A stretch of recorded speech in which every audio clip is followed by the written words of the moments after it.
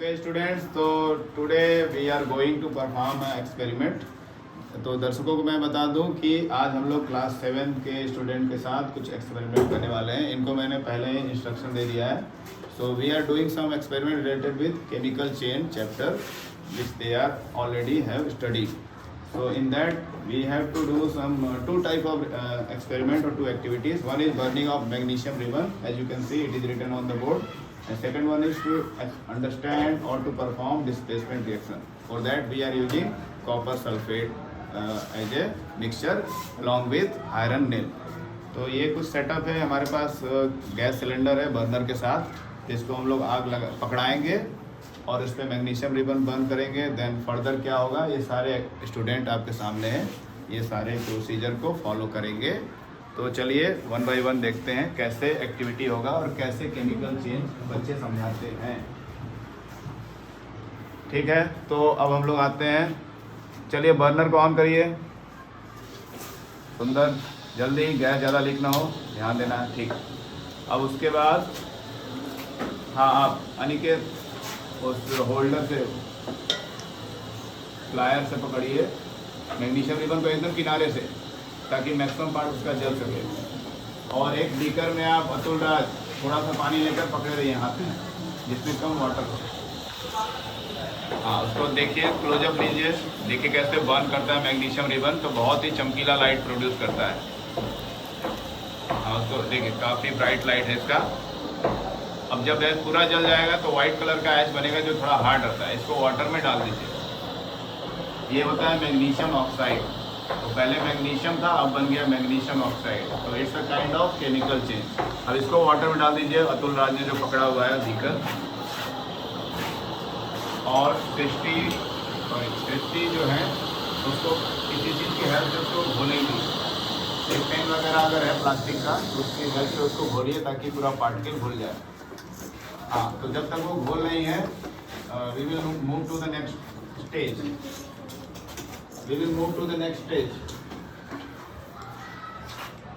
तो अगला स्टेज क्या है?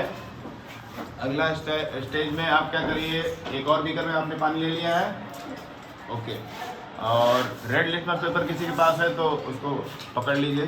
ठीक, ओके, भूल गया तृप्ति? ओके, अब इसको कैमरे को क्लोज ले जाइए। अब आपको क्या करना है, जो लिटमस पेपर है उसको 50-50% कट कर लीजिए। हाँ, एक पार्ट दे दीजिए तृप्ति को, एक पार्ट दे दीजिए अनिकेत को।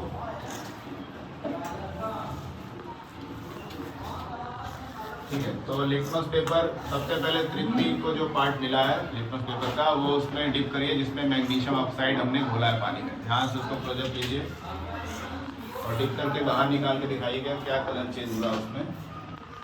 No change. इसको और अच्छे से घोलिए, चेंज डेफिनेटली होना चाहिए।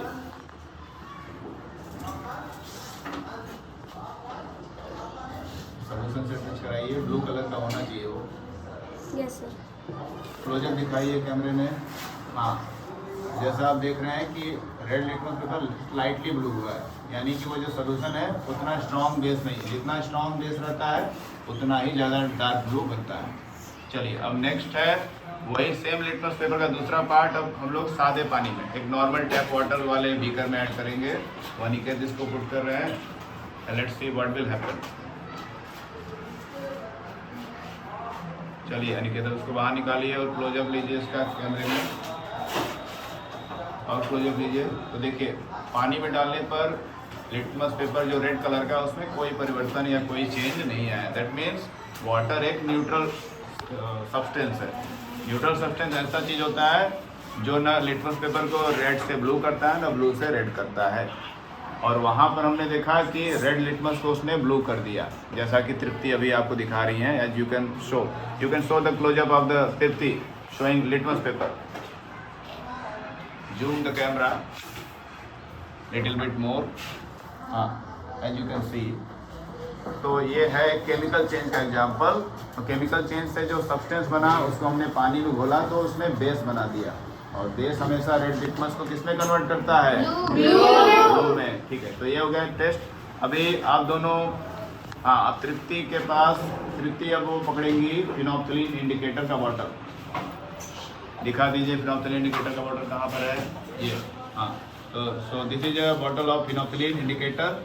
और हमने क्लास में एसिड बेस चैप्टर में पढ़ा है कि इंडिकेटर वो सब्सटेंस होता है जो कलर चेंज हमको बताकर, कलर के बेसिस पे बताता है कि क्या चीज़ एसिड है और क्या बेस है। जैसे लिटमस भी एक इंडिकेटर था, उसने बताया वो बेसिक चीज़ है। अब हम लोग फिनोप्थलीन को ड्रॉप बाई ड्रॉप एक नॉर्मल वाटर में ऐड करेंगे और एक उसमें ऐड करेंगे जिसको अतुल राज ने पकड़ा हुआ था अभी। चलिए, तो दो ड्रॉप दोनों में ऐड करिए और आप क्लोजअप लीजिए 1 by 1। पहले मैग्नीशियम ऑक्साइड वाले सोल्यूशन में देखिए क्या होता है, जूम कर दीजिए अच्छे से, हाथ को ऐसे पकड़िए कि सामने दिखता भी रहे अतुल राज, गिरे ना बीकर, उसका भी ध्यान रखना है। उसको खोलिए, हल्का हल्का शेक करिए और उसमें 1-2 ड्रॉप और ऐड करिए। So as you can see, आप लोग जैसा कि देख पा रहे होंगे कि ये पूरा सोल्यूशन पिंक हो गया। पिंक होने का मतलब ये है कि इसमें बेस है, और बहुत ज़्यादा डार्क पिंक नहीं हुआ है क्योंकि यहाँ पे जो मैग्नीशियम ऑक्साइड बनता है वो वीक बेस रहता है। वीक बेस यानी हल्का फुल्का उसका बेस का ताकत रहता है, बहुत ज़्यादा नहीं।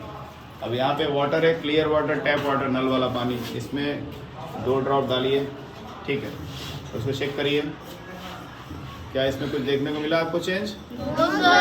हाँ, तो यानी पानी एक तो न्यूट्रल है, उस पर किसी भी इंडिकेटर का कोई असर नहीं पड़ेगा क्योंकि इसमें ना एसिड है ना बेस। तो ये हमारा एक एक्टिविटी कंप्लीट हो गया केमिकल चेंज के अंतर्गत, जिसमें हमने मैग्नीशियम रिबन को बर्न किया, उसके बाद उसका सॉल्यूशन बनाया और जिसका हमने इंडिकेटर टेस्ट करके पता किया कि वो एसिडिक है कि बेसिक है। अब सेकेंड एक्सपेरिमेंट के लिए ये गैस सिलेंडर को नीचे उतार दीजिए, साइड कर दीजिए। अब आप हाँ, जो क्लियर वाटर है उसमें आप कॉपर सल्फेट वो डब्बा खोलिए। हाँ, कॉपर सल्फेट, उसको ऐसे ऊपर पकड़िए क्लियर वाटर वाले बीकर को, क्लियर वाटर वाले बीकर को जिसमें कम वाटर है। हाँ, तो as you can see, Sundar Nayan Dubey is holding the beaker which contains tap water and Tripti Kumari is taking out some copper sulfate from the box. Okay.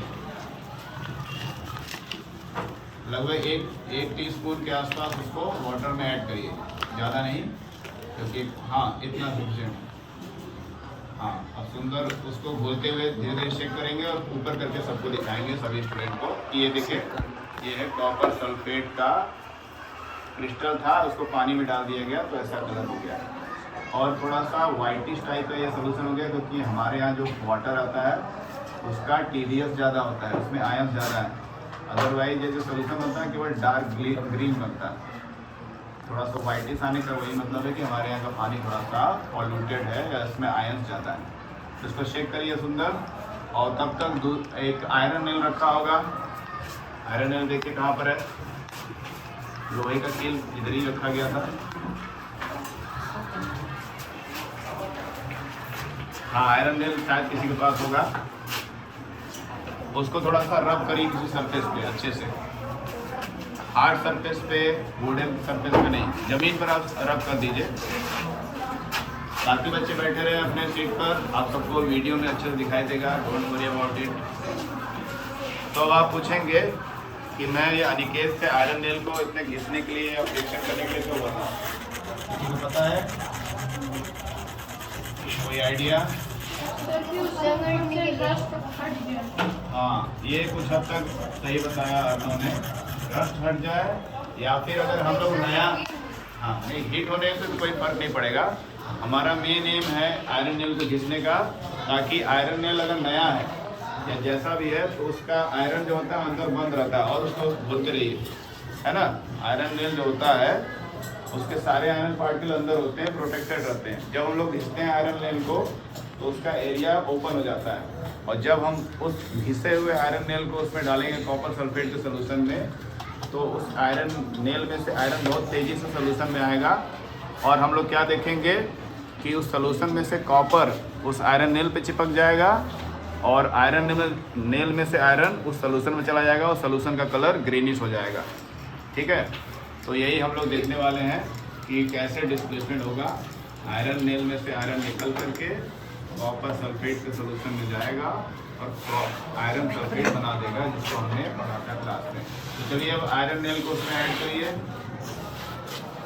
और उसको थोड़ा सा शेक करिए, सुंदर हाँ डाल दीजिए पूरा आयरन नेल, हल्का शेक करिए लगभग 30 सेकेंड तक, फिर उसको छोड़ देंगे हम लोग। ठीक है, उसको छोड़ दीजिए बस। अब ये लगभग 5 से 10 मिनट हम लोग छोड़ेंगे और उसके बाद देखेंगे कि आयरन नेल के सरफेस पे क्या असर पड़ा है। उसको छोड़ दीजिए। तो जैसा कि हम लोग अभी एक्सपेरिमेंट कर रहे थे, तो हमने क्या किया था, आयरन नेल को कॉपर सल्फेट के सोल्यूशन में डिप कर दिया था, और जिसमें हम लोग we were trying to understand what is displacement reaction.